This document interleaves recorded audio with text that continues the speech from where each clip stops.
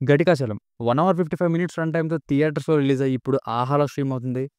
ఇక చూసాక నాకైతే తప్పు లేదు, కరెక్ట్ ప్లాట్‌ఫామ్‌లోనే రిలీజ్ అయిందనిపించింది. నచ్చలేదు గైస్ మూవీ. హీరో ఏదో ప్రాబ్లమ్‌తో బాధపడుతుంటాడు. ఇంతలో తనలో ఎవరో ఉండి తనతో మాట్లాడుతున్నట్టు ఫీల్ అవుతుంటాడు. అసలు ఏం జరుగుతుంది అన్నది స్టోరీ లైన్ అనమాట. ఒక్క production values, camera work, main lead Nikhil Devadula, ఇంకా ప్రభాకర్ గారి పెర్ఫార్మన్సెస్ వీళ్ళు తప్పిస్తే మిగతా సినిమా అంతా మహా బోరింగ్‌గా సాగింది. స్టార్టింగ్ ఒక 2 సీన్‌లు ఓకే గాని, మళ్ళీ మళ్ళీ వేరే సీన్స్‌గా తీసినప్పటికి కన్వే చేస్తున్నది మాత్రం హీరో ఏదో సఫర్ అవుతున్నాడన్న ఒకే ఒక్క పాయింట్ రిపీటెడ్‌గా ఇదే అనిపించింది. ఒక గంట సేపు ఇదే తిరిగింది. 'రక్ష' అని అప్పుడెప్పుడో జగపతి బాబు గారి, కళ్యాణ్ గారిది ఒక మూవీ వచ్చింది. ఈ 'ఘటికాచలం' కూడా అదే ఫీల్స్ వచ్చాయి. ఫ్యామిలీతో చూడొచ్చా అంటే ఒక అరగంట మిగిలిందన్నప్పుడు అడల్ట్ సీన్ ఒకటి ఉంటుంది ఫ్లాష్‌బ్యాక్‌లో. ఇంకా చావులు చాలా క్రూరంగా ఉంటాయి. ఇవి తప్ప మిగతాదంతా చూడొచ్చు.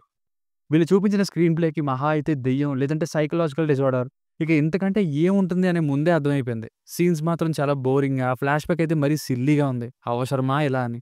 చాలా సేపు బోరింగ్ సీన్స్ వల్ల మూవీ ఎంతకీ తరగని ఫీలింగ్.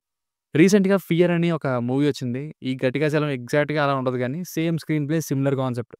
ఇదే కాదు 'కాంచన', 'వేనం', అల్లరి నరేష్ గారి 'నేను', ఆ మల్టిపుల్ పర్సనాలిటీస్ ఉన్న 'అపరిచితుడు' ఇవన్నీ గుర్తొచ్చేవి.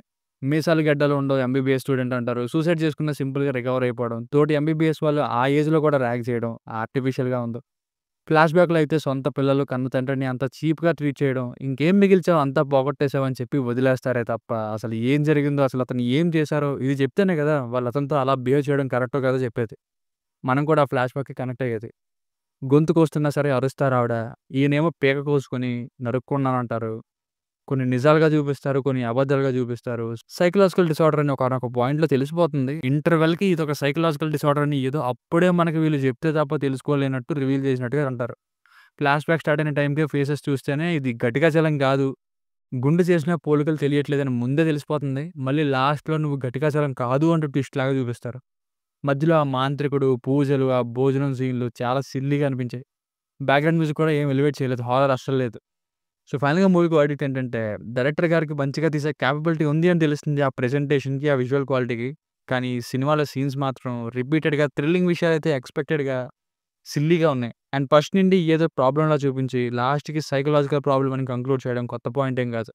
అందుకే నాకైతే నచ్చలేదండి. ఇది నా ఒపీనియన్. ఇక చూస్తానంటే మీ ఇష్టం. It's a disappointing psychological thriller for me. దీనికి రేటింగ్ వచ్చేసి ఇది నా ఒపీనియన్ 2.25/5. మీకు కనుక నా వర్క్ నచ్చినట్లయితే మరిన్ని రివ్యూస్ కోసం మన ఛానెల్‌ని సబ్స్క్రైబ్ చేసుకోండి. Thank you.